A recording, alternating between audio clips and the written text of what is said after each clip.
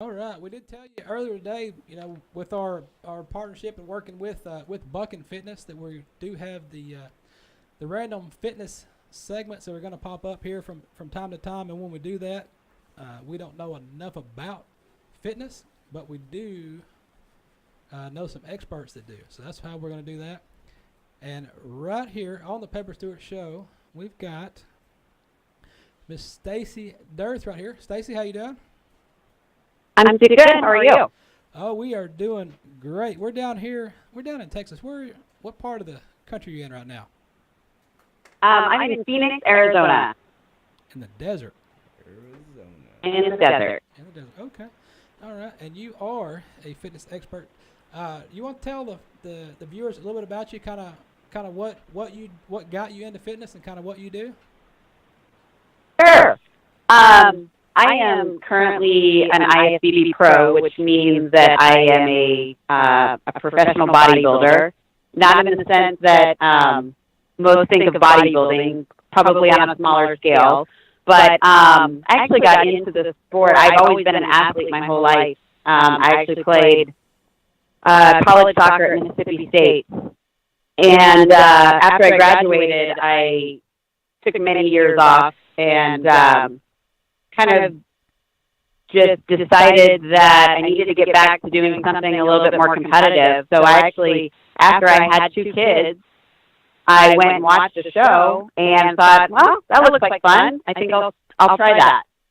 So that's kind of what got me into it. Okay. And what does that mean exactly for those that don't know what that is? Being an IFBB pro? Yes. So basically, bodybuilding, you start at the amateur level, do local shows. You've got to progress through. You've got to qualify to get to a national show. And then there are 7 national shows a year. Once you get to the national stage, then you've got to actually win your class to become a professional in the sport. Okay. And to do that, what type of training does it involve with that? Is it? It's a lot of. It's mostly diet. So I mean, obviously, I've got to work out, and I work out probably an hour and a half a day, 5 to 6 days a week. Nothing too crazy, but really the diet is where it's at. So as I get ready for shows, I've got to really dial in. I've got a coach that helps me with that as well, but I've got to really dial in kind of where my carbs, my fats, and my proteins are so that I get the right mix, the right balance, so that I can bring the best look to the stage. Right. Okay. So, yeah, a lot of people think it's, you must train, hours a day. It's really more in the diet than it is in the workout, to be honest. Okay. Yeah, and that's we're talking about fitness stuff here, and then here recently, I guess it was last year, I had some old injuries and got some stuff done and been released to get back to work and working out, and I didn't really notice it because I see myself every day and doing these shows all the time and seeing myself constantly. I didn't really pay attention, and after I'd gotten released to go back to where I could work out and do some fitness stuff and things, and I got to looking at a picture, and I guess it was about 3 years old, and I was like, wow, who is that guy? That guy's huge. What happened? Yeah, it's funny. I think when we see each other or see ourselves every single day, we don't notice the small changes. But, when you look back at pictures, I actually take progress pictures all the time. I actually encourage people that I coach, and I do some boot camps and stuff, and I always encourage people, you look at yourself every single day, you're not going to see the changes, but I encourage you to take pictures even weekly because you'll be surprised what you see when you do that. And that's kind of what I did. When I got back, I got back into it, and I went to the gym, and I was going probably about an hour and a half, about 5 days a week, and mostly working on cardio, building stuff up, because back in the old days when I was still rodeoing and competing, I exercised all the time.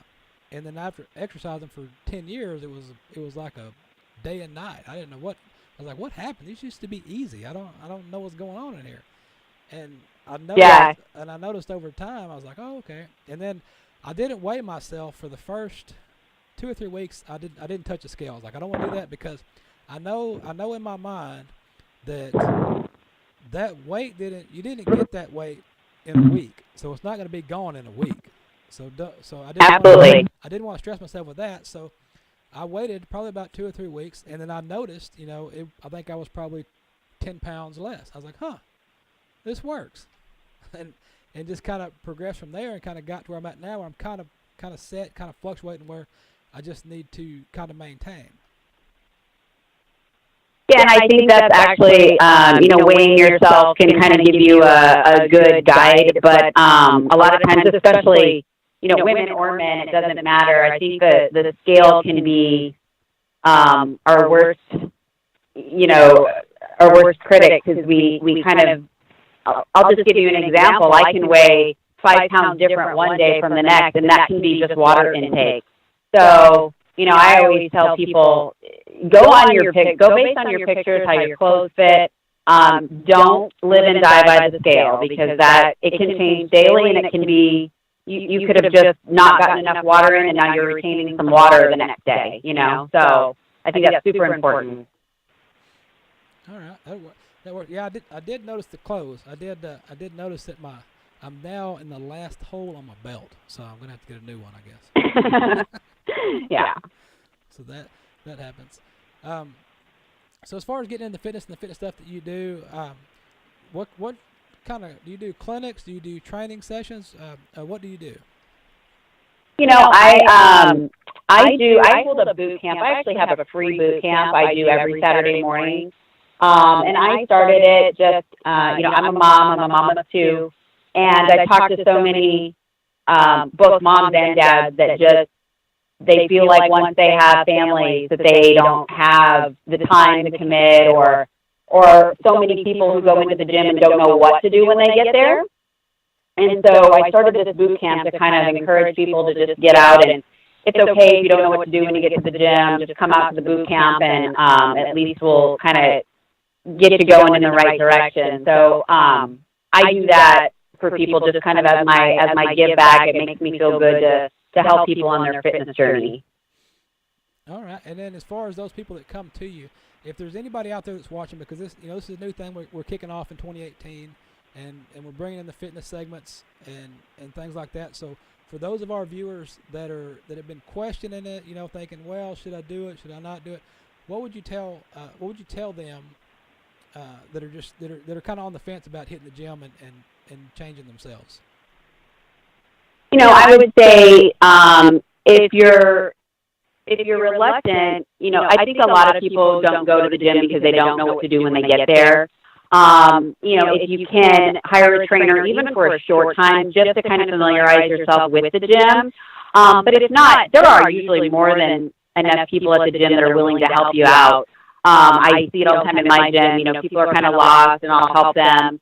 But if you can even get your food on track, I think that's the most important. If you start there and then get to the gym eventually, and I would also say that a lot of people think that cardio, I'd go to and I used to be this way, before I started training, I used to go to the gym and I'd do my 20 minutes of cardio, and I'd go away and come back the next month and do 20 minutes of cardio, and that's kind of all I did because that's all I really knew how to do. But the weight training is so important. It's just a really important piece, because the more muscle that we have, the more fat we burn at rest. So it really is an important piece to the whole puzzle. So don't just do cardio, lift some weights. If you're not sure what to do, if you can hire a trainer, just even for a very short time to familiarize yourself. Otherwise, there's some really good websites out there. Bodybuilding.com has an app, actually, that can give you ideas on how to do exercises. It has videos,